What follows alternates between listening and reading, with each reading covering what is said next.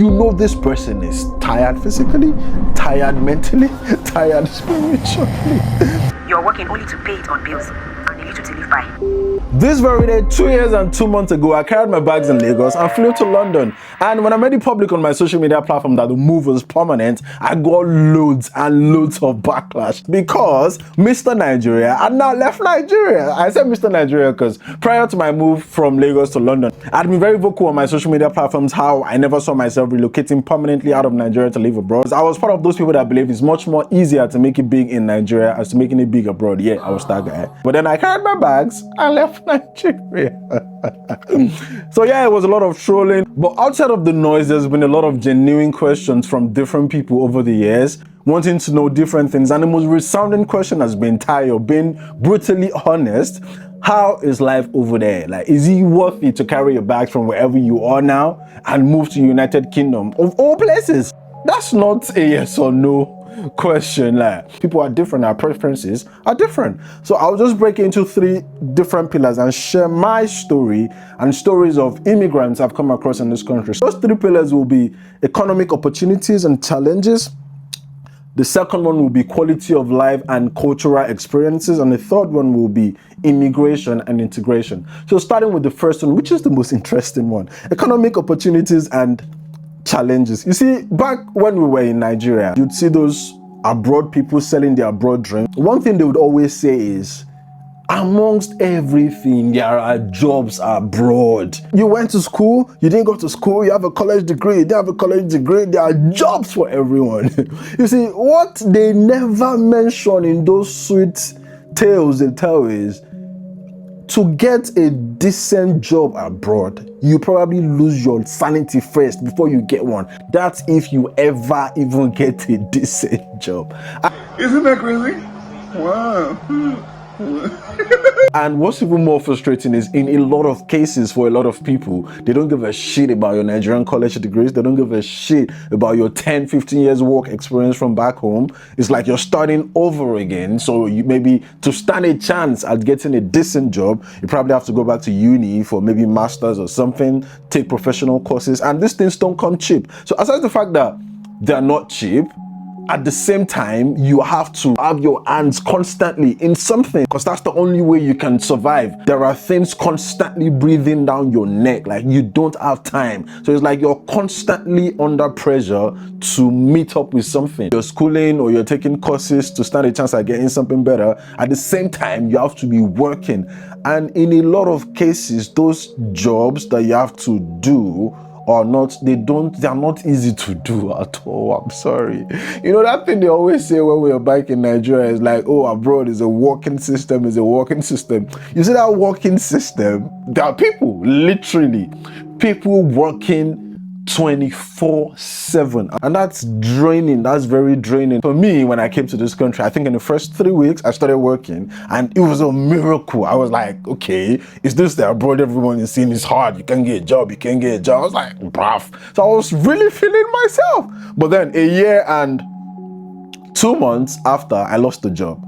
Then after I lost that job, I was jobless for 8 solid months. And trust me, London is not where you want to be jobless for that long. Okay, during that 8 months period, the first 4 months, after the first 4 months, it became seriously unbearable for me because, yeah, I need money. And what I was, because I have a business back in Nigeria, the exchange rate wasn't all that great. Like, I needed to make money in this country. So I was like, you know, back before I came to this country, I had said there are certain type of jobs I was never going to do no matter what. But then, after the 4 months, I was like, you know what, Tayo is like, let's, this thing is getting out of hand. So I started applying to some agencies and like, okay, I'm like, it can't be that deep. I'm Nigerian, I'm strong, I'm black, I'm my brother. So I got the first agency contacted me and I was to work in night shift somewhere in North London. I stay in Southeast London. So I was like, okay, let's see what this is about. It can't be that deep. Yes, I've seen a lot of videos online about warehouse jobs, how they can be like out of this world. I was like, it can't be that deep. I'm young, I'm strong. What is it? So I got this job at this warehouse. So what they do basically is they are into delivery of items that need 2 people to carry them. So items like, say, 80 or 100 inches TV, chest freezers, those American chest freezers, those massive ones, massive washing machines, those kind of things.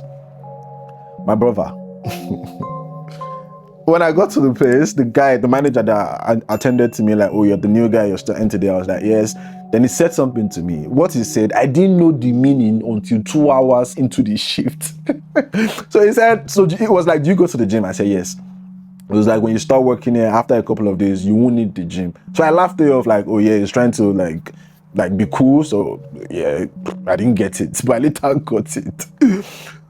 I was working, and 2 hours into the shift, my legs were literally shaking. Like my whole body was shaking.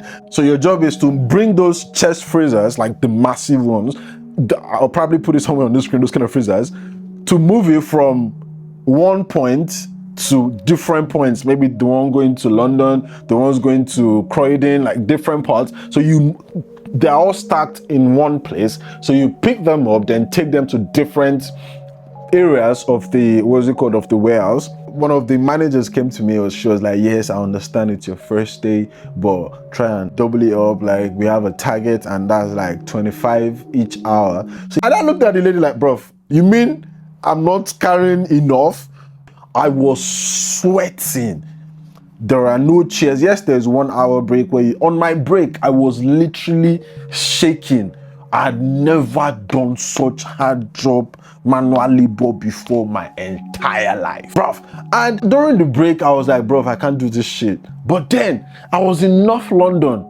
I live in Southeast London. There's no way I can. When I got to the place earlier, it was, I think, 25 minutes walk from the train station to the warehouse. So it's like, do I now start walking at 3 a.m., 25 minutes in an area I'm not even familiar with to go back home? I was like, you know what, let me just film it and I won't die. There are men there doing this thing. And what's crazy is there were people. I met a Nigerian man there, 55 years old, because he had a long conversation with me. Apparently, it was the only Nigerian. It was mostly Ghanaian guys. So the fact that I was Nigerian, he was Nigerian. He was having that conversation with me, or he was gonna train me. I was like, okay, you will see me to train.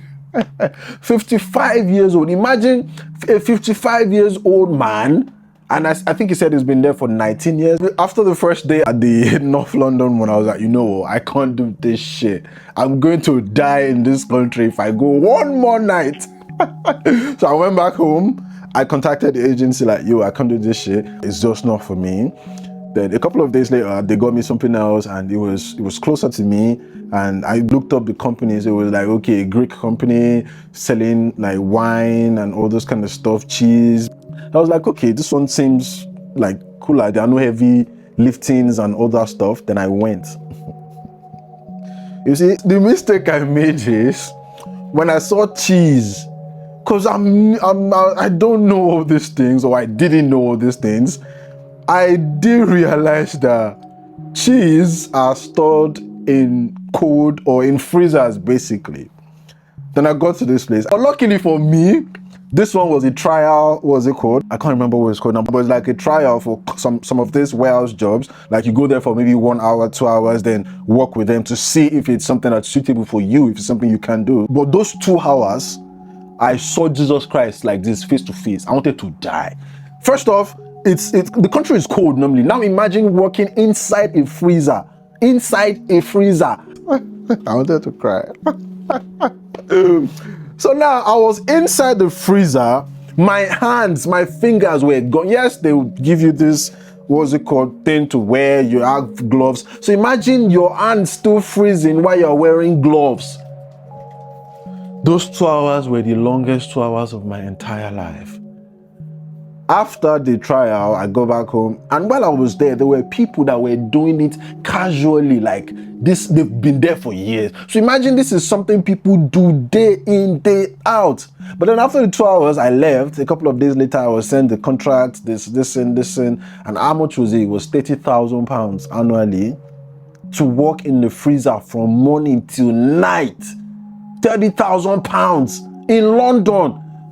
I was like, I got this. I was like, you know what? I'm sorry, I can't do it. I'll die. I'll literally die.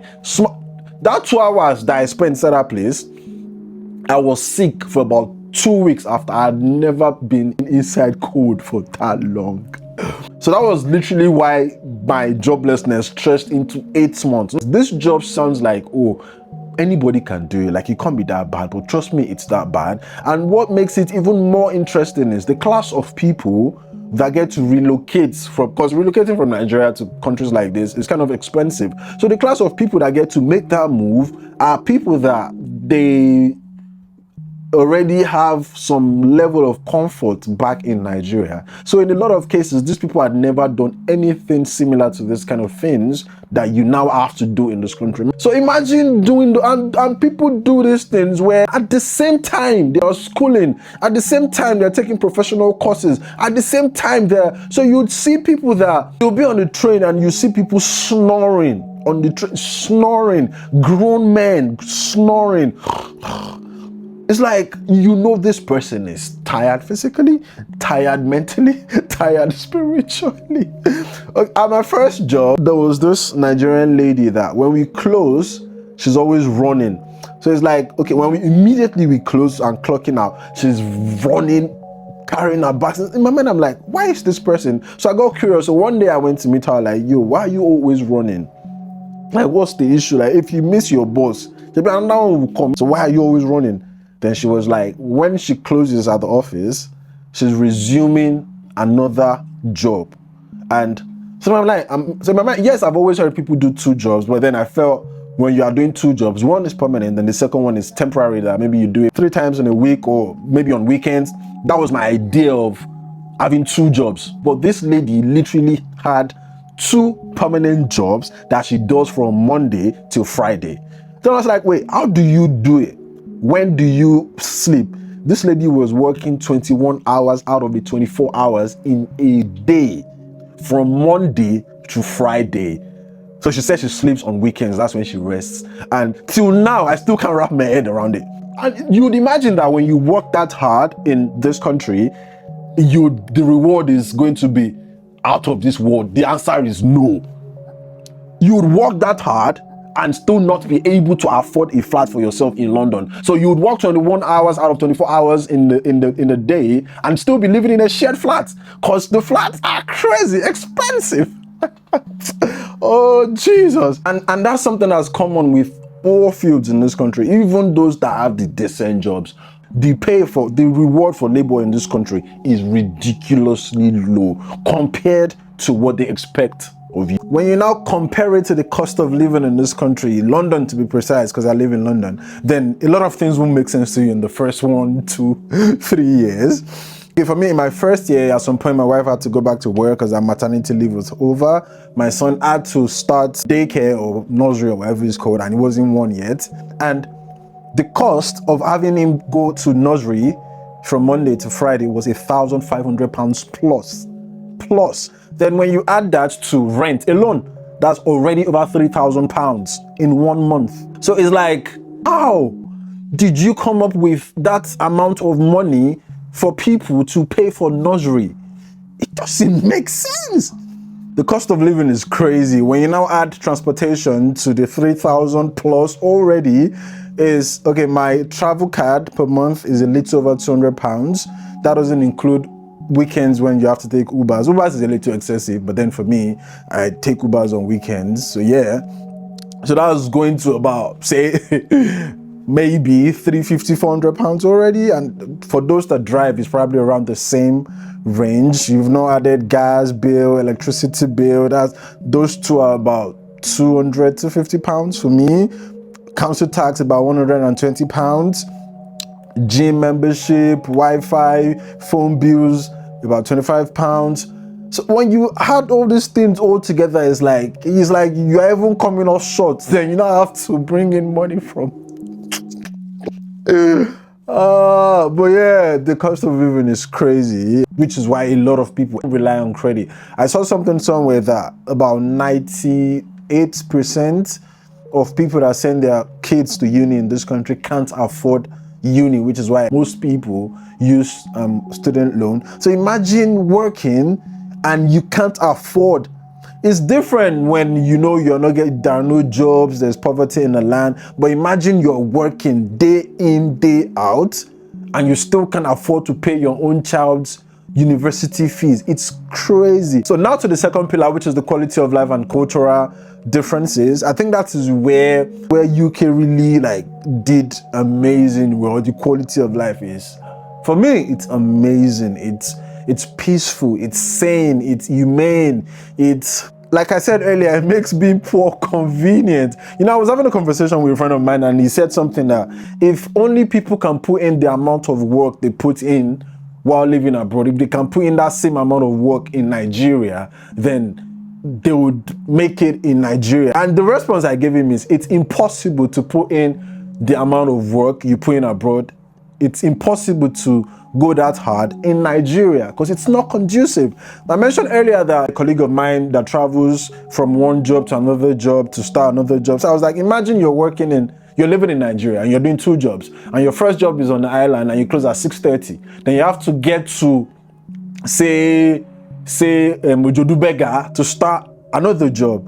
That journey alone from Lekki to Ojodubega. Oh, Lord Jesus. But in this country, it's convenient. Just get on the train. You can take a nap on the train, which is what a lot of people do. That journey is when they get to rest and like re-energize before they go again. Take a nap on the train, or you can work on your laptop on the train. It's convenient. You are waiting at the train station. It's calm. You're not struggling to buy BRT ticket. There are no on spam in your head, no polluted air, no all those, like these little things, this little sanity when you're trying to get to work, climbing the escalator, people are in order, there are no policemen. A couple of days ago, I was somewhere and I think I was trying to get my location right. I was lost. So I saw this group of policemen around their car and I walked up to them because they were the only ones I could see around. And the way they spoke, these people called me Mr. All right, Mr. We were able to help. Like, it's when you feel like a person, when you feel like a human being and not just some random. Like in Nigeria, you're driving and there are some people calling themselves men in power, blasting siren, treating everybody like dogs. Like, so the culture, I mean, what's this thing again? Quality of life in this country is, I think that is where, for me, yes, as much as I like money, I like to be extremely successful and all of that, but I can't trade success for a decent life. I can't trade success for what I have in the UK, where there is respect for humanity. Things are easy, like there are convenience stores everywhere. I don't have to drive from my house to ShopRite I literally can see my train station outside the window. So it's like, it's convenient. I think that's why I don't mind paying the taxes. I don't mind paying all these things because I enjoy the peace of mind, the sanity, the respect for my being. It's like they know you. It's like the government knows you. And psychologically, I lived 30 years in Nigeria, and it was when I wanted to leave Nigeria, I was having to do it. It was like the government was not even aware of my existence. Now you have to go and do this, go to this minister's office. It's like, this is long. But in this country, they wanted to fix a road behind the road behind my apartment, and I got a letter at my door like, okay, this is the date it's gonna start, this is the date it's gonna end, and sorry for the inconveniences, plan your trip ahead. This is something that's going to start in like maybe 3 months time. You've gotten notice ahead. It's not that they're announcing it on the radio. I don't listen to the radio. Letter is being dropped in my house. Like when I'm sick, and I've heard a lot of people complain about what's it called, NHS, but I've never really experienced it. When I call, I get an appointment to see a doctor in literally, like every time I call, I think I've called 3 times for myself. I think maybe it's the GP I use that's just efficient, I don't know.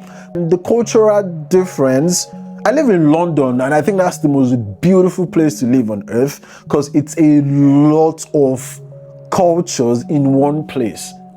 Like 1 minute I might feel like having Chinese meal, next minute I feel like having Turkish, next minute I feel like going Indian, next minute I feel like going back home to eat African dishes, and everything is around me. Like, people are respectful of other people's culture. There's a lot of cultures, a lot of beautiful things to see. Like, okay, you're seeing different experiencing a lot of things at the same time without having to travel, without having to, like, London is so diverse. There's security. Tons of times I'll randomly wake up and walk to my gym at like 3 a.m., 2 a.m. Like, my Chinese restaurant is open till 1 or 2 a.m. They're still busy doing home delivery. Like, it's conducive, it's safe. Yes, no country is 100% safe. That's known already. But yeah, it's safe. The tap water is drinkable. Like, the education system is good. It's conducive. Learning in the UK is very, very conducive.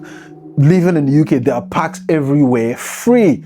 There are outdoor gyms everywhere. If I'm tired of going to my gym now, there's literally one of the parks where I live. There are 3 parks within walking distance from me. 3. It's free. 2 of them has outdoor gyms that I can. So if the UK stress you want to kill you, that you are running mad, small, just go to one of the parks, sit under the tree, and just relax.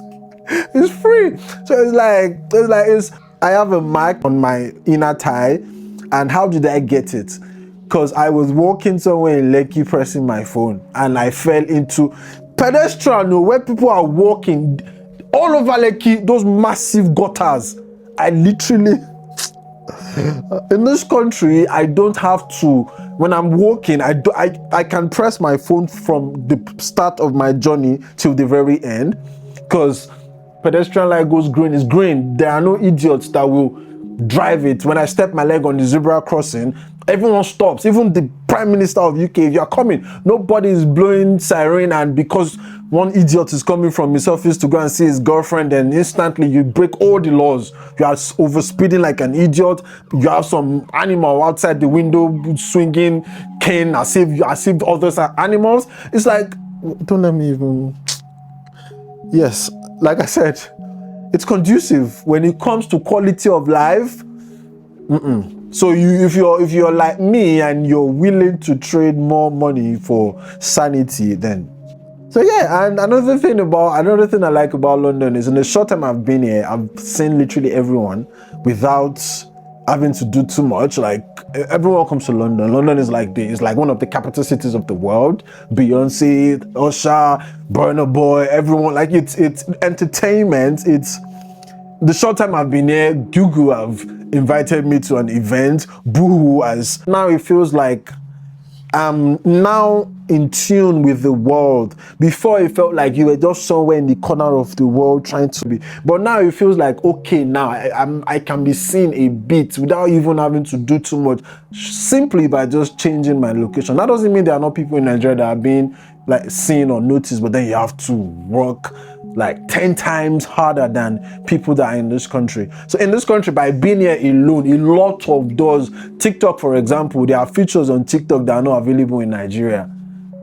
So by simply moving from Nigeria to UK, you have access. By simply changing location, you now have access to more things. You can now compete without having to turn water. In Nigeria, you have to turn water to wine first. You have to hustle as if you want to die.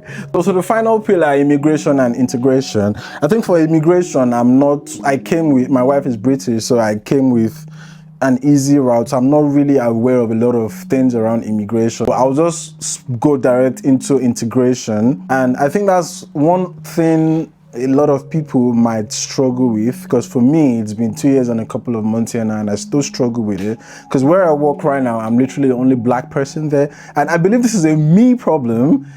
I still feel very weird, even though there are amazing people. Yes, a few decades, which is normal in workplaces. But then I still feel, okay, one time I was having a conversation with my manager, and we're talking in the line of reaching more people with the business. So I was literally asking why the company does not do cold calling. It was giving reasons basically why the company has not been doing that yet, because a lot of people are skeptical when it comes to these things, because a lot of calls are coming from Pakistan and India, and so I felt when he was calling those countries, I could read his body language that he wanted to call Nigeria.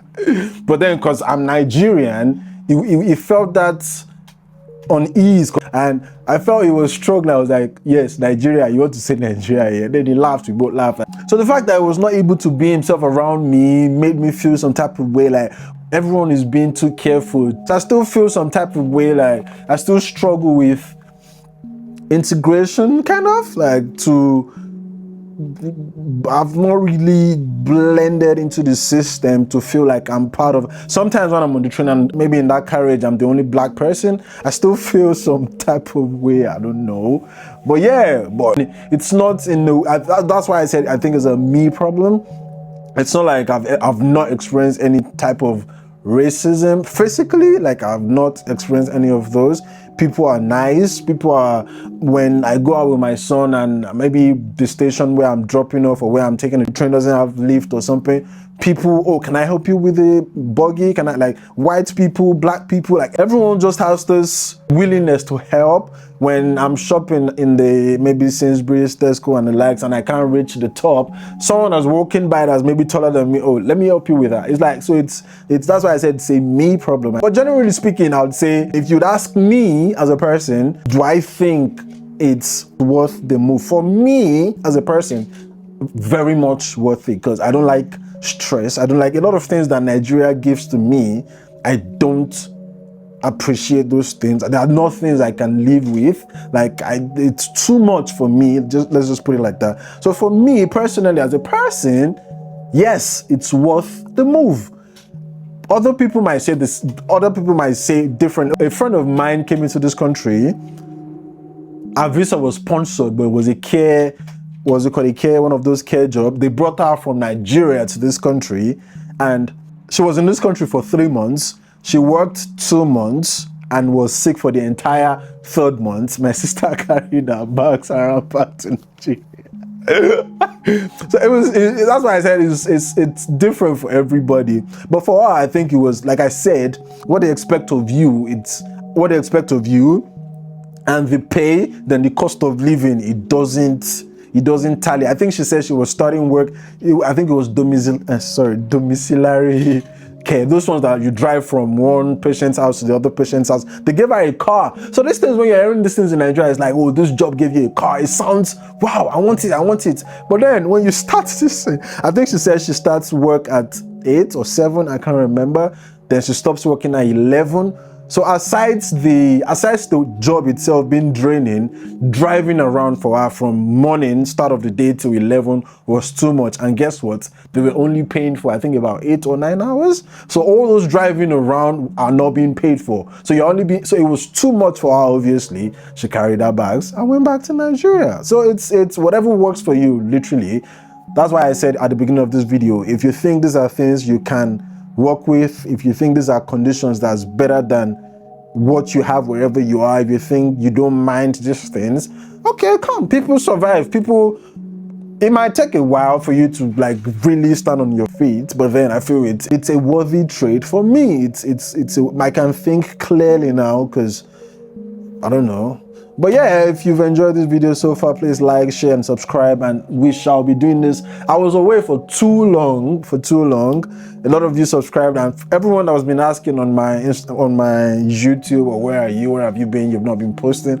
I've been working, my job is crazy, but then that's not an excuse to not be here with you guys. This country is draining, but then I'm here now, and we're gonna be doing this more often, weekly, or maybe a couple of times each week. But yeah, thanks, bye.